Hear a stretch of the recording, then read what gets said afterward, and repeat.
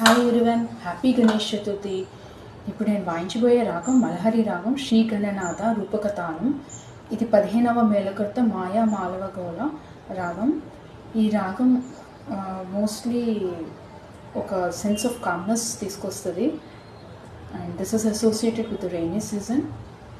And ఆరోహణలో 5 అక్షరాలు, అవరోహణలో 6 అక్షరాలు ఉంటాయి దీనికి.